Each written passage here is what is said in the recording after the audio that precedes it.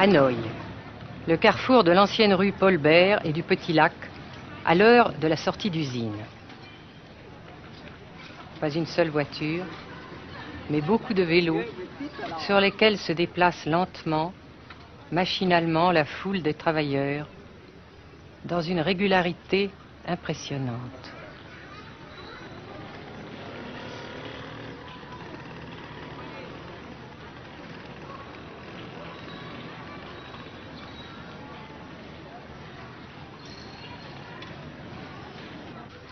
La sensation que ce pays est anormal ne nous a pas quittés au Nord-Vietnam.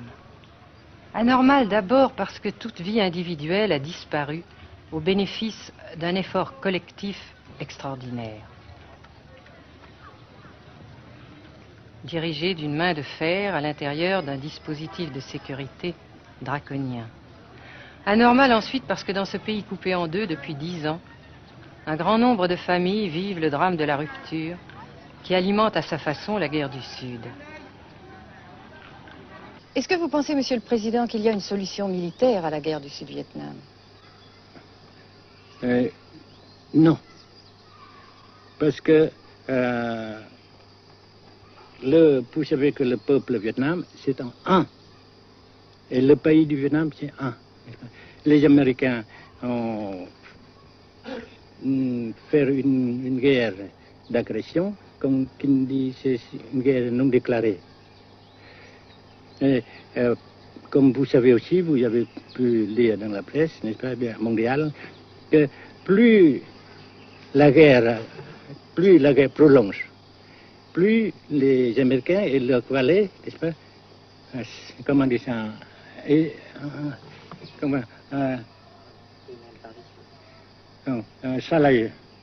s'enliser, hein?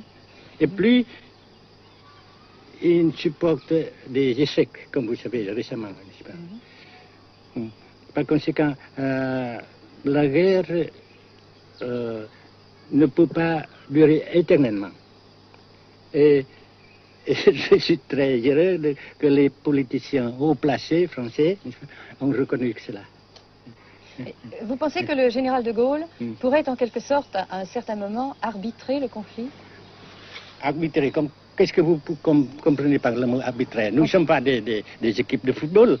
Hein? Mais au-delà des accords de Genève, si je ne me trompe, une idée du général de Gaulle est la neutralisation de tout le sud-est asiatique. Est-ce que c'est une idée qui vous semble intéressante? Comme j'ai déjà dit quelquefois, c'est une idée intéressante. Mais ça dépend encore de la volonté de ces peuples et la manière comment on procède à réaliser. C'est une grande question, n'est-ce pas? Et je ne peux pas dire que je suis d'accord. Et je ne dis pas que je ne suis pas d'accord, n'est-ce pas? Mais parce que vous dites, par exemple, vous dites fleurs. Fleurs, il y a beaucoup de sortes de fleurs. Il y a des roses, il y a des blanches, des rouges, etc. Et il y a qui sont bons et d'autres qui ne sont pas bons. Mais on dit fleurs. Monsieur le Président, nous avons constaté avec chagrin qu'au cours de notre voyage au Nord-Vietnam, que l'influence française était devenue à peu près inexistante dans votre pays. Les moins de 25 ans ne comprennent plus du tout le français. Et je me demande si, à votre idée, des rapports peuvent se rétablir tels que la France continue à jouer une sorte de rôle culturel ici. Avec la France, surtout, et avec tous les autres pays. Nous voulons avoir une coopération amicale, culturelle, économique, etc. Mais je suis sûr que vous ne voulez pas avoir, n'est-ce pas, que la France ait l'influence qu'elle avait avant. C'est une autre chose. Naturellement, c'est une autre époque. Mais coopération culturelle, économique, qu'est-ce qu'il y a encore, sportive par exemple, oui. etc., n'est-ce pas, nous le désirons. Si la guerre se cristallise au sud et se poursuit encore pendant quelques années, pensez-vous que l'avenir économique du Nord-Vietnam soit viable? Je suis sûr que c'est non seulement viable, mais ça progresse. Parce que vous avez vu vous-même, vous avez constaté vous-même qu'ici, nous travaillons beaucoup, notre peuple travaille beaucoup, avec abnégation, n'est-ce pas, et avec dévouement, avec enthousiasme. Et d'un côté, nous travaillons pour, comment dirais-je, pour, principalement, n'est-ce pas, de nos propres forces, de nos propres. Et aussi, nous avons, n'est-ce pas, l'aide fraternelle des pays socialistes, n'est-ce pas. Alors, nous, jusqu'ici et après cela, n'est-ce pas, nous avons déjà réalisé des progrès. Pas très grand comme nous voulons, mais nous avons réalisé des progrès.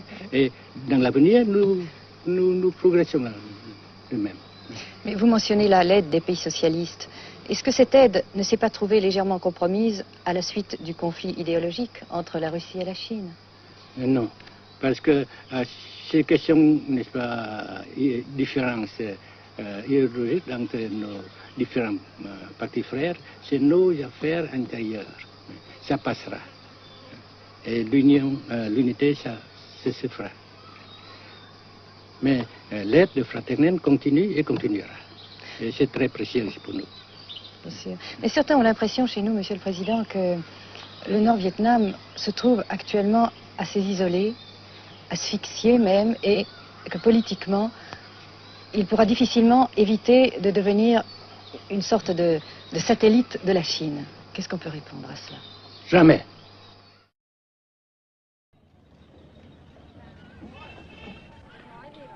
À Hanoï, la vie continue, malgré les alertes, malgré l'évacuation de plus de la moitié des habitants.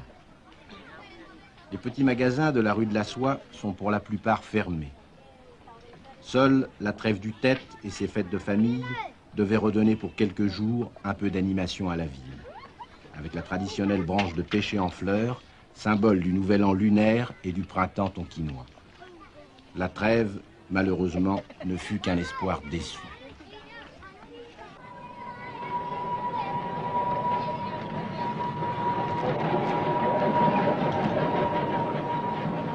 Dans les rues, de grands panneaux de propagande donnent les informations de guerre, les statistiques officielles et quotidiennes des pertes américaines.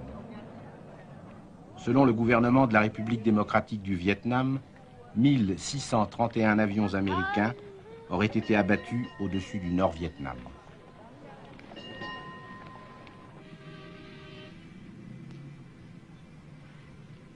Le grand pont d'Oumer, construction métallique de 2 km de long à la sortie nord-est de Hanoï, assure toujours la traversée du fleuve Rouge. Sa sauvegarde est capitale. La défense antiaérienne du Vietnam, tant redoutée par les pilotes américains, dispose de nombreuses fusées solaires de fabrication soviétique. C'est la première fois que nous pouvons vous les montrer. Les rampes mobiles de lancement sont déplacées chaque nuit afin de déjouer les repérages.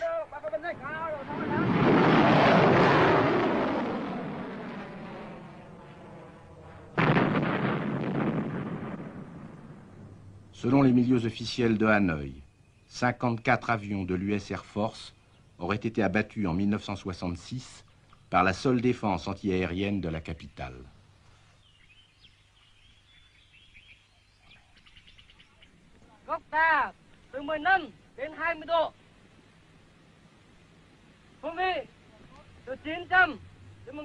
Pour la première fois également, nous avons pu voir les pilotes et les avions de chasse vietnamiens. Pour la plupart, leur formation a été assurée en URSS.